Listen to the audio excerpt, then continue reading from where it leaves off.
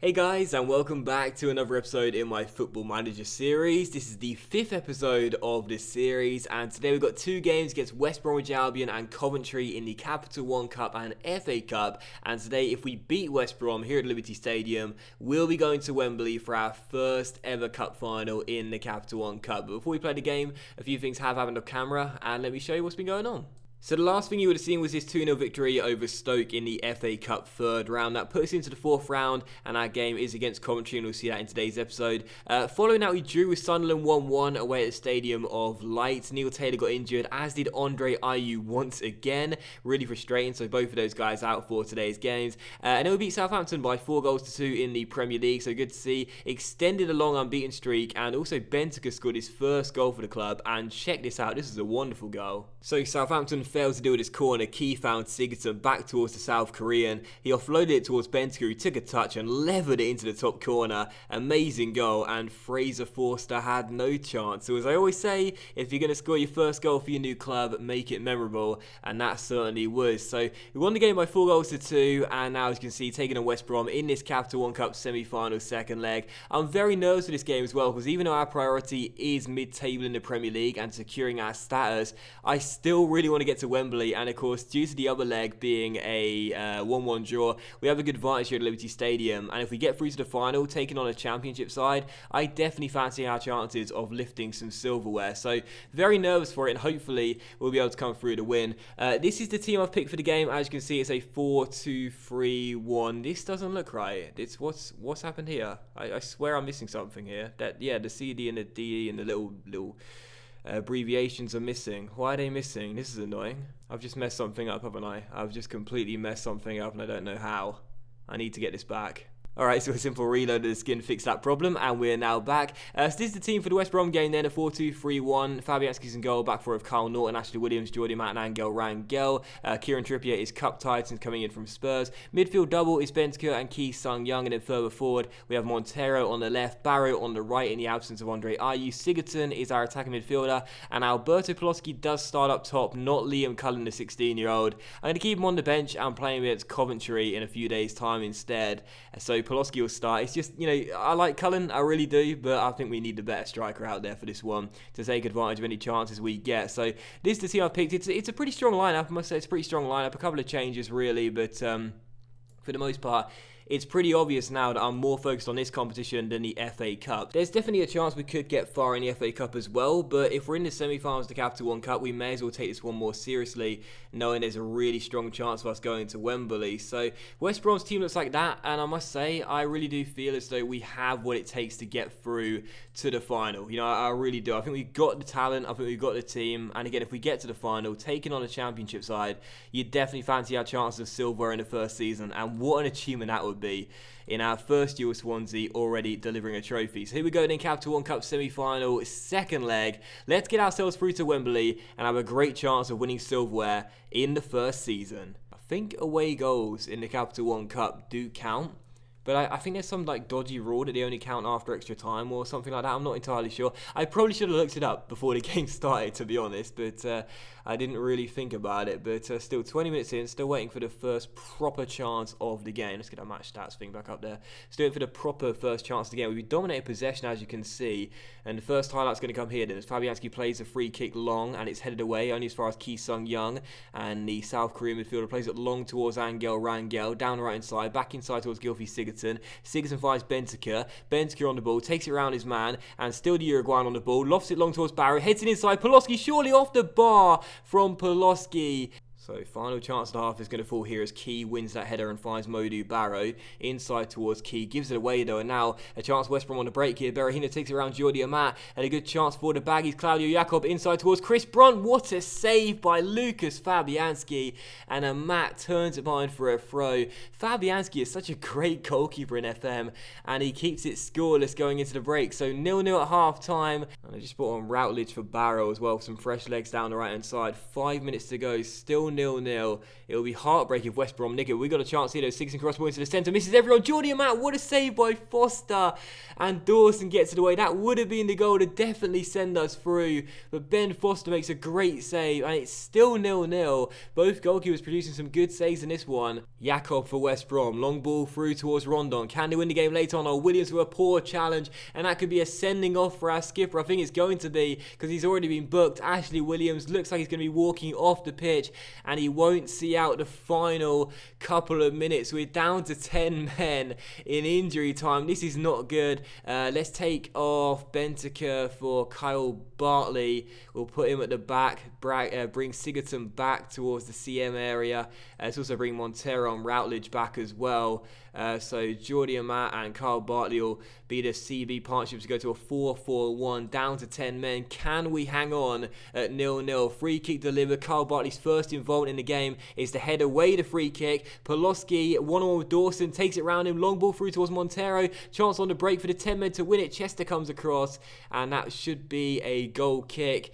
Waiting for the final whistle to come any second now. Still 0-0. And again, due to the away goal ruling, either we go through now or we have to play extra time. I honestly can't remember. I hope it's the former. Foster launches it long towards Berahino, waiting for the full-time whistle to come any second now. Referee, come on, we played the 2 minutes. Don't let the man advantage team get through. Berahino onside, straight at Fabianski. Come on, referee, where is that full-time whistle? Seriously, can we hang on to the 0-0 with a man disadvantage? Long ball through. Surely the referee's going to blow for full-time sometime soon. There we go, and it is going into extra time. So is there no away goal ruling at all? Is there no away goal ruling at all? Where do I find this out? I'm almost certain there is an away goal ruling. I'm pretty sure there is. Let's get the rules, and it should say here, leg 2 match rules. Away goals used if scores are level. Yeah, level after extra time. There we go. So I was half right. I was kind of right. So yeah, we've got 30 minutes to endure.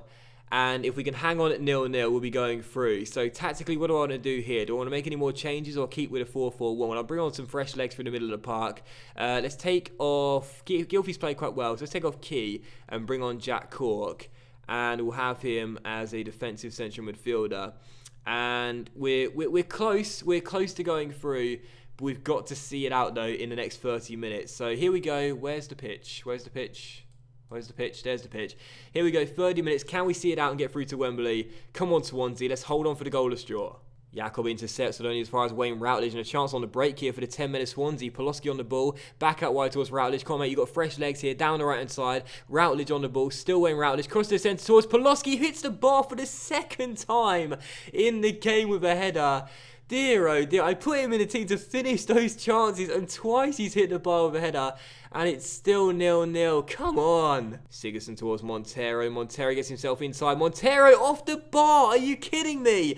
3 times we've hit the bar in this game, and it is still 0-0. Come on, seriously. It's great to know we're playing well despite having a man disadvantage, but 3 times? Are you kidding me? Come on, referee. Where is that full-time whistle? Sigurdsson's free kick towards Carl Norton. We're deep into stoppage time and extra time. Montero, Sigurdsson, tackled by Sanjo. Cork mops it up, plays it out wide, and there it is. Full-time here at Liberty Stadium, and we are through to the Capital One Cup final. So that's absolutely fantastic. A 0-0 draw. We go through on away goals. Angel Rangel with a 9.0. Well done, son.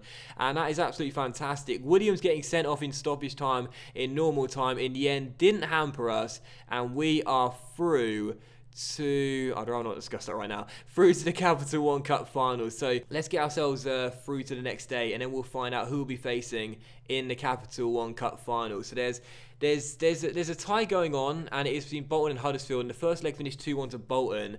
So let's just get through to the next day, and let's see who we got. And it will be Bolton in the final after they beat Huddersfield by 5-2 on aggregate. So Swansea versus Bolton in the Capital One Cup final. They're in 16th place in the game.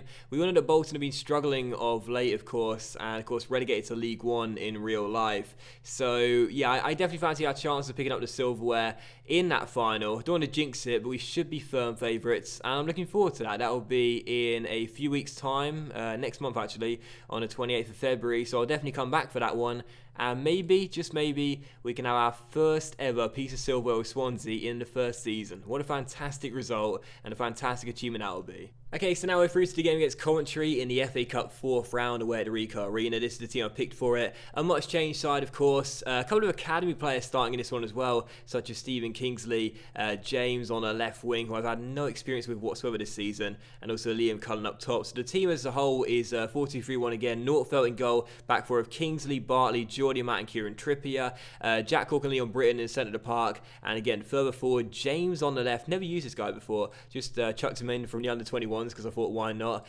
And also third is the attacking midfielder, Routledge on the right, and again, 16-year-old Liam Cullen as the striker back in the first team. So the bench is quite strong, and hopefully we won't need to play any of them, but two of our centre-backs are now suspended, Ashley Williams and Federico Fernandez, so God help us if Kyle Bartley or Jordi Amat start struggling in this game. So that's the team I picked, and feeling relatively confident for this one, I think we've got what it takes to get through to the 5th round.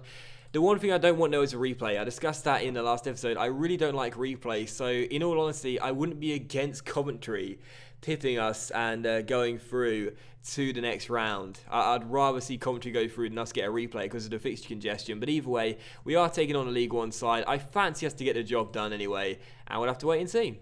Johnson launches the ball long for Coventry towards Armstrong. Bartley heads it away, only as far as John Fleck, out wide towards Murphy, down this left-hand side for Coventry, back towards the former Rangers midfielder, Cole towards Armstrong, great ball inside, Murphy one-on-one, and Coventry take the lead just before the half-an-hour mark. Jacob Murphy's got it, and I think he's on loan from Norwich City, Jacob Murphy, but either way, it's a great goal there, a really nice build-up from Coventry, and the League One side could become the first side to beat us in about 10 games, I think it is. Cole inside towards Armstrong, great little ball inside towards Murphy, one-on-one, and a good finish past Nordfeldt, who didn't even dive as he didn't want to get his shirt muddy. So 1-0 to the home side, and the Ricoh Arena is buzzing. And Coventry have a chance here with O'Brien, takes it around his man, ball inside towards Armstrong, and it's 2-0 to Coventry just before the break, and we look as though we are going out of the FA Cup in the 4th round, and the League One side will stun us. Once again, another really nicely worked goal from Coventry though.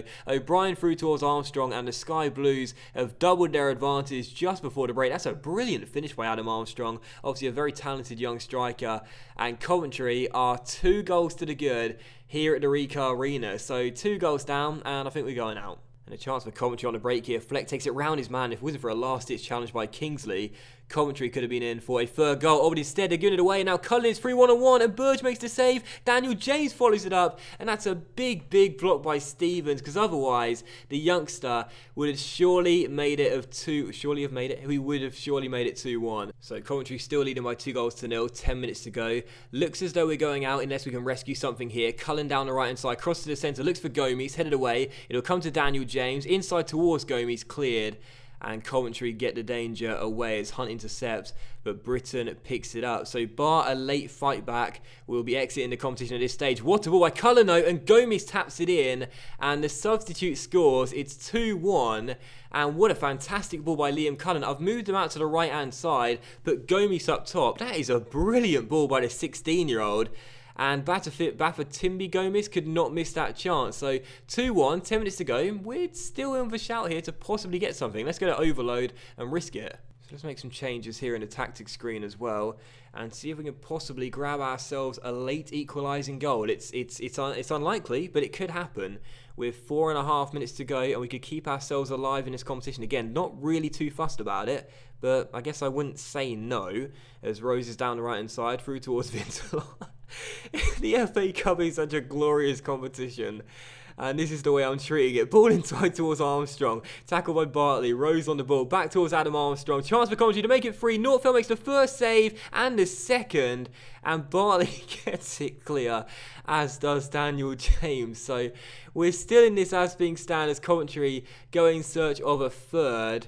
as Hunt will get the ball back from the free kick, and he should play it through towards Cargill towards Stevens. Armstrong's unmarked there. Rose now on the ball through towards Hunt. Northfield to save, and Armstrong taps in the rebound, and that will do it. Second goal of the game for Adam Armstrong, and Coventry are going to prevent any late fight back from the Welsh team, and they are going through to the 5th round. So Stevens inside towards Rose. Armstrong was completely unmarked there. Instead they found Hunt. Northfield made the first save, but it came straight back to the striker, who simply could not miss from the open goal. So Coventry 3, Swansea 1, and that will do it. No chance of a fight back now. Gomes is injured. That's fantastic. Coventry will advance to the 5th round of the FA Cup. Swansea will be considered to have been embarrassed. We will still slate the team regardless, but we know that really we're not that fussed about it. So out of the FA Cup, that's just how it is, and Coventry are through to the 5th round, and Gomes is out for 8 weeks. Brilliant. And that'll also end today's episode of my Football Manager series as well, guys. So I want to say a big thank you for watching it. I really hope you have enjoyed it. I was going to go ahead and play on transfer deadline day and show you what happens, but the truth of the matter is I'm not planning to sell any of my players, so you may as well just skip it because nothing will probably happen. If it does, I'll let you know in the next episode, but I highly doubt it. But still, we'll come back for the Capital One Cup final against Bolton, and then we'll have an away game against Everton at Goodison Park. So those are the next 2 games I'll play. I'll play these 3 off camera, and I'll be coming back for the Capital One Cup final at Wembley, where we could potentially win our first piece of silverware. So thanks for watching today's episode. Hopefully you enjoyed it. If you have, then please do leave a like. That's much appreciated, and really helps the channel grow as well. You don't have to leave a like if you don't want to. Much love to you all, and I'll see you for the next episode of my Football Manager series very soon.